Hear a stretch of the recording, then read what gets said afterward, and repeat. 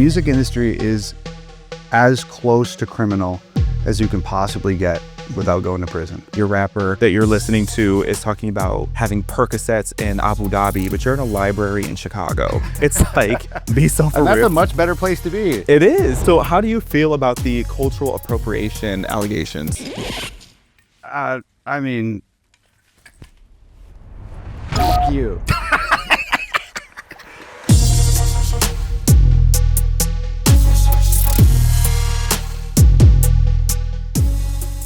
Hey everyone, I'm Xaviaer DuRousseau from PragerU, and I'm here with recording artist, singer, and rapper Tom MacDonald. How you doing? Good, man. How are you? I'm blessed and highly favored. Good. Thank you for stopping by today. You're here to film a Stories of Us episode. How's that going? It was a blast. There was some good stories. There's a little bit of tears in there. Yeah, it was a big one. Big one. It's pretty hard to go through my life story without shedding a tear, dude. Yeah. Yeah. Well, today we won't be, too heavy. It's going to be lighthearted because you already told the full story. I can't wait to see that Stories of Us episode. I am hoping I can get a little sneak peek, though. Did you talk about your wrestling career? I think we did talk about wrestling a little bit. You did. I mean, it's pretty hard to go from birth to present day with wrestling was such a huge part of my life. So there's definitely some like spandex stories and stuff in there for sure. Nice. Yeah. What made you walk away from that? Man, the pro wrestling business is even more political than the political game. It's a difficult business. So bad politics combined with accumulated injuries, it was just time for me to go somewhere and do something else where I didn't have to get hit with steel chairs and put through tables and stuff, Fair enough. Yeah. It's like a little known fact about me. I'm actually a huge diehard WWE fan. No I kidding. watch twice a week. So we're basically cousins. We're just alike. We're blonde. We're anti-woke. We're black? We're black. Yeah. Yes, we are very black. I'm actually part Chinese too. Oh, sick. Yes. Sick. Learned that. Best thing to happen to me. But it is also full circle that I get to sit down with you now, because about 5 years ago, I was a whole hater because I was woke and I was so triggered by your song, People So Stupid. It's because that song was about you at that point in time. It was Xavier So Stupid. Yeah. It applied. Every single bar applied to me. Good. I'm glad. I really enjoy when my music reaches the people who need it most when they need it most. It also makes me really happy to hear that it's pissed somebody off. Mm-hmm. That's like, my mission objective is to uplift and empower. But as sort of like a happy little byproduct, if I can trigger a bunch of morons along the way, that's a bonus. Yeah. I always say the truth will set you free, but first it'll piss you off. Absolutely. So you need to hear it. And I needed to at the time. And I'm not going to lie, the part that, and I think differently nowadays, but I remember watching it and I was like, how dare this white man sit here and appropriate my culture as if I've ever written a rap and then diss me on it. Yeah. So how do you feel about the cultural appropriation allegations? I mean, you. Like, people always say hip hop, it's our house and you're a guest in our house. And like, I never asked anybody to enter anybody's house. I built my own house across the street, and I'm going to stand in the front yard and yell out the windows all I want, and there's nothing you can do about it. So I love it. I was about to tell you, you can be blunt. And then I thought about it. I'm like, he doesn't need me to tell him. That's so true. I often wonder why people try to gatekeep out of race. But then at the same time, it's like, let's say that no white people ever wanted to participate in listening to rap or making rap music or anything like that. Then people would be like, oh, well, you think you're too good to be a part of our culture. So then it's like, you really can't win. But I am wondering, too, it's like when you are hearing all the stereotypes where they try to categorize all of you as Eminem. What do you think of that? Honestly, it doesn't really bother me. Mm-hmm. I'll take that as a compliment.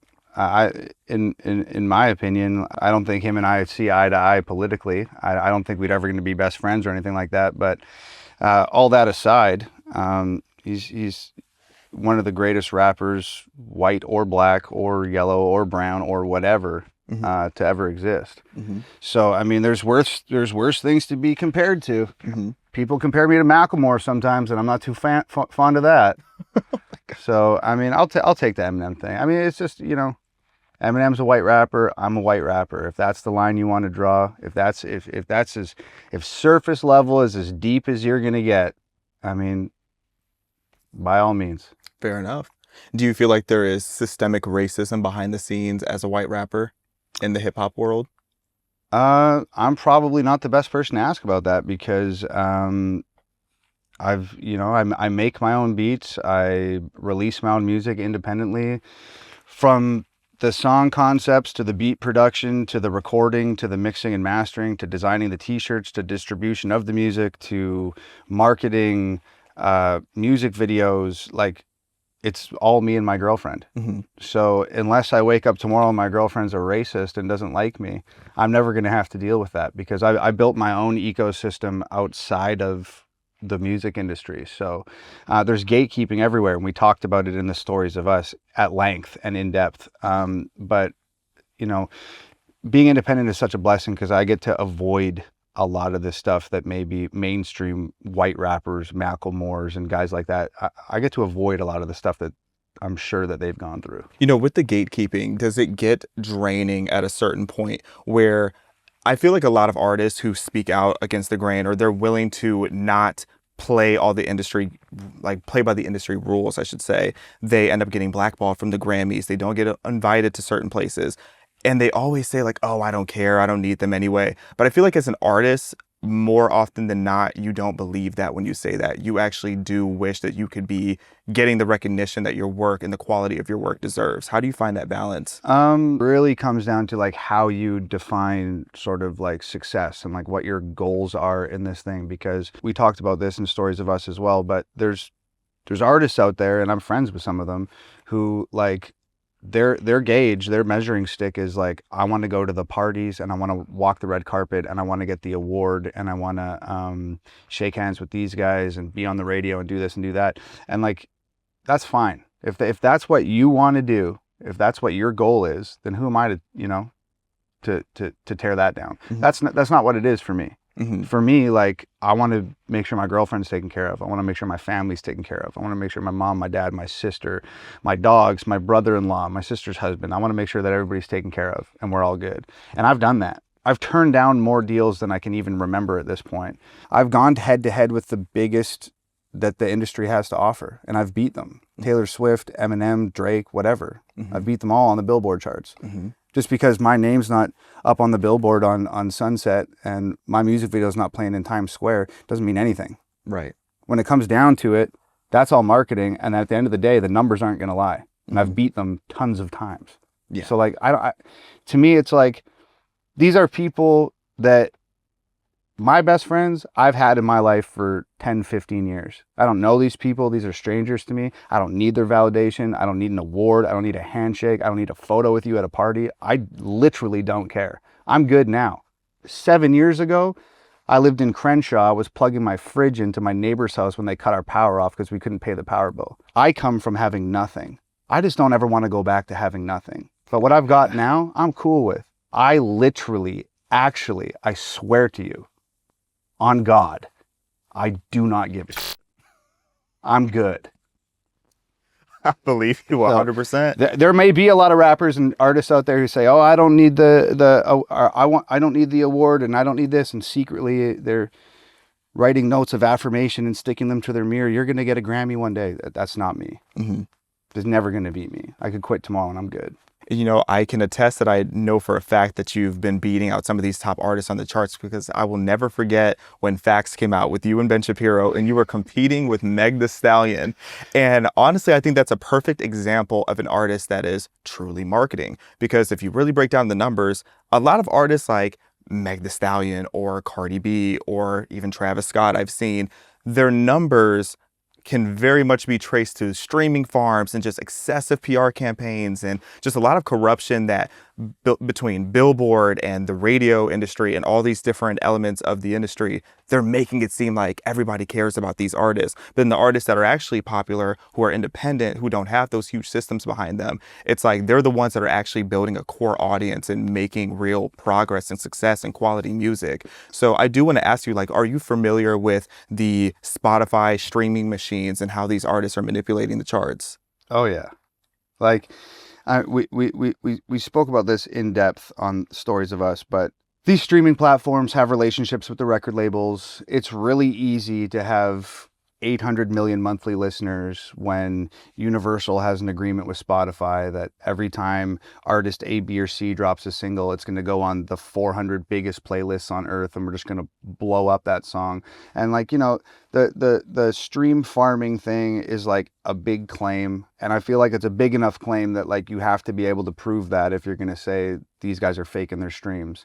But even beyond outright faking the streams, when the record label that you're signed to has a relationship with Apple Music, has a relationship with Spotify, has a relationship with Tidal, and these companies are putting you on the biggest playlist that they have to offer, do you really have fans at that point? Or are these people just passively listening to your stuff through a playlist that they've subscribed to on their Spotify? You know what I mean? Like if all of those artists were forced to, and there's exceptions, obviously. People like Kanye West, diehard fan base. If he activates his supporters to do something, they're going to do it. Tyler, the Creator. If he activates his people, they're going to do it. But a lot of these guys, these huge, renowned, world famous artists, if the criteria to go on the Billboard charts, if we took streaming out of the equation and we took radio out of the equation, because every time your record spins on the radio, that carries a lot of weight on the Billboard charts. It's weighted heavier than streams, and it's weighted heavier than downloads. If you wipe out radio play and you wipe out streams, and now that artist is forced to have their fans physically purchase their music on iTunes, not passively stream it from a playlist, you have to go to iTunes and you have to spend 99 cents and you have to download the song to your phone. If you put those world famous artists in that arena with people like me and others like me, that will show you the true size of their fan base. And I'm telling you, 9 times out of 10, they're not going to be able to compete. Right. Because we have real fans that have an appetite for something that the mainstream music industry is not providing. They don't want this over-manufactured, overproduced, made-up, fake bullshit. They want something real and authentic and genuine. They don't have real fans. They have passive listeners. So if you put us both on a level playing field, and the record labels back up and they're not interfering, and it's just straight up, it's you and me, and it's whoever's going to get the most people to actually physically download their song. Not listen to it on a playlist, not hear it on the radio driving to work, download the song. They're going to lose. I'm like a Billboard trivia nerd, so like I pay attention every week to when the charts come out, and it frustrates me because Billboard just keeps increasing the amount of weight that radio has on the position on the charts. So there are songs that nobody, and I mean nobody, is even streaming, nobody is listening to, nobody is paying attention to, and it's been in the top 10 for 30 weeks. And then you look at why, it's like all their numbers are so minuscule, except the radio, the weight of the radio and the payola that we know is going on behind the scenes. So it's interesting to be able to talk to someone that's in the industry, but also independent, to be able to see it from the outside, because I feel like a 360 deal is basically selling your soul at this point. Man, I know people that are on 360 deals, and I know what I'm making, and I've asked them what they're making, and the music industry is as close to criminal as you can possibly get without going to prison. Like it's unfortunate because, you know, we're all artists and we all have these dreams of the whole world hearing our songs and stuff. And when you're in a position of power in the music industry, at a record label or whatever, it's very, very, very easy to take advantage of and exploit a dreamer. So, you know, that's why that's happening, man. So people talk a lot about TikTok's impact on political issues, but how do you feel about TikTok's impact on the rap industry? Because a lot of people criticize that TikTok has made it to where people don't care about quality music anymore. People don't even make albums anymore. They just want a quick, catchy hit that is going to have 15 seconds for someone to dance to. And a lot of people have said that that's part of why the quality of music has dropped a lot in the last few years. Never really thought about it, honestly, but I mean, TikTok is definitely having an impact. There's a TikTok chart on Billboard now, which is relatively new. But I mean, I don't know. I feel like charts that can be impacted by things like TikTok, I feel like it primarily benefits mainstream and independent artists that have a message that runs parallel with the mainstream narrative. because for an artist like myself, like TikTok's practically useless. Every time I have 1 million followers on TikTok, and every time I post a video, it gets 4,000 views. And it's because of what's being said in my music and the message that I'm talking about, and et cetera, et cetera. I've been banned on TikTok like a dozen times, and my account just continually just like reappears like all of a sudden. And I've never like put too much stake in it or thought about it too hard, or, you know, it's already hard enough, like making a song with a message that a lot of my songs have, and then getting that video to even serve on YouTube, that like, and like the ridiculous community standards on YouTube. Like if you have like a red cup in a video and you're at a party scene, YouTube's like, oh, you're inferring that you're consuming alcohol, and so you can't do that, and you can't have a firearm in the video, and you can't do this, and you can't do blood, and you can't. So it's like I'm already like suppressing my own visual art to allow it to exist on this platform so I can reach people. And like that's already too much for me. That's already exhausting. So I can't even put any thought or energy into like, oh, what's a 30-second thing that I can do in this song that's going to make a bunch of 13-year-olds that, you know, identify as puffer fish on TikTok dance to it. Like I can't. I really do appreciate that you have found truly the art form of putting messaging into your songs without it sounding gimmicky. Because I feel like certain people that, and I'm not going to throw shade at anybody, but some people try to put either political messaging or just like anti-woke messaging into their songs, and it sounds so cringe. Yeah. Like, how is it that, is it just talent? It's like, is that just what it boils down to? Talent, being able to do it in a way that's so smooth? Because people will be sitting there dancing to your song, not even realizing that you're just destabilizing the government along the way. Yeah. Thank you. I don't know, man.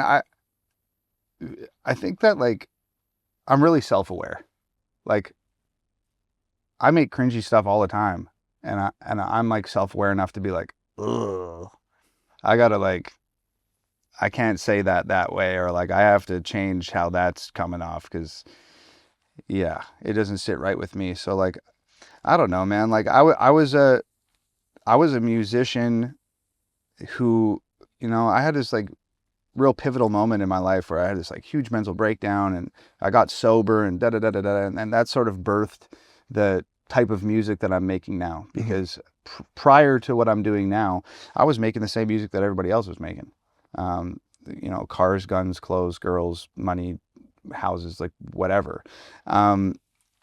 So like that music was devoid of any valuable message at all. But in the absence of having a message, it had to sound good. Like I had to learn how to make music that sounded good.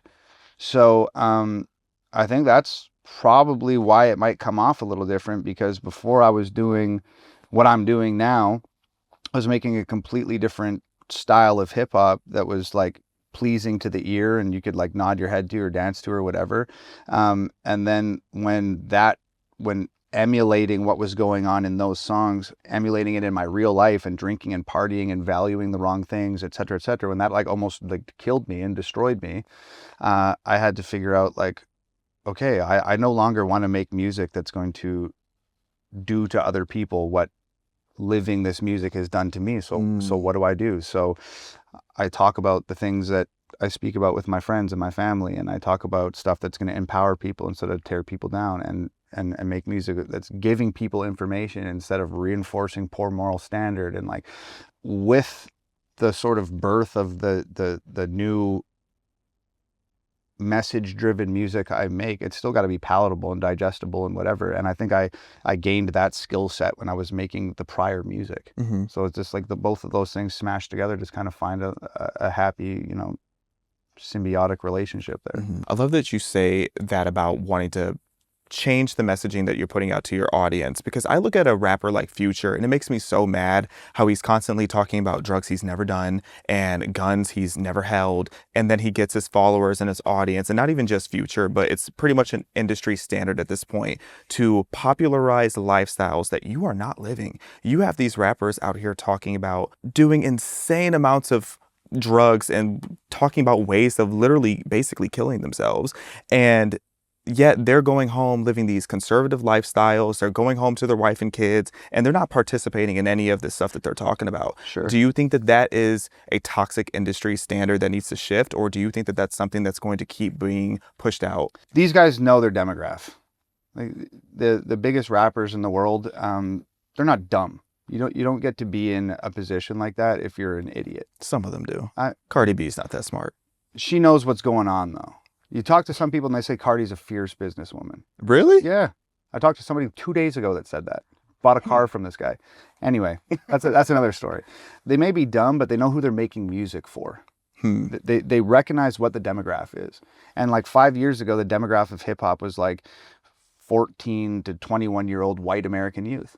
So as long as there is that demographic of people who think that what they're talking about is cool, they're going to continue making the music. It's just like it's a moneymaker. I think what's like most important is like where I went wrong was because I was young and impressionable, and I heard these people talking about the guns and cars and drugs and alcohol and all that stuff.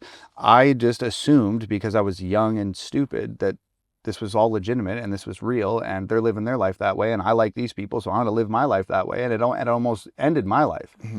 So I think like I don't know if the answer is like there has to be some sort of culture shift or paradigm shift in the culture, and we have to stop making this type of music. I think like the most important thing is for the parents of the kids that are listening to this music need to like smarten up their kids to the fact that like, hey, what you're listening to, you understand that's not real life, right? Like these guys are talking about this stuff, but they're not living that way. That's what my dad did for me. When I first got like my first Eminem CD and I'm playing that at 20 volume, like my dad pulled me aside and said like, hey, this is a very talented guy and he makes really cool music and I understand why you like it, but you understand the stuff that he's saying about hitting women and doing drugs and drinking. You understand that's not cool, right?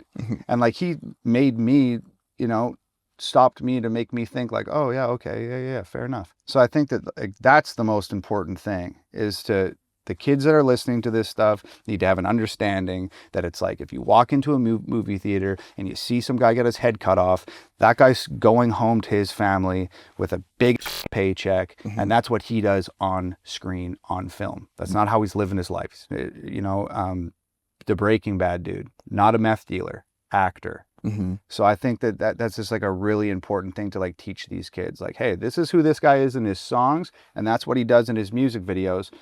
That's not his real life. And if you act like him in his music videos and him in his music, your real life is going to end up in a real bad way. Yeah. That's the best way, like, is to be preventative, because I don't think it's going to change. So as long as parents take some responsibility, or whatever, if your buddy's like drinking cough syrup on a Friday night because he thinks it's cool, like pull your buddy over and be like, bro, stupid move. Yeah. Like, you know why people started drinking cough syrup? Not because they're big, rich, famous rappers, because they had no money and they were living in a poverty zone and they couldn't afford liquor and they started abusing stuff.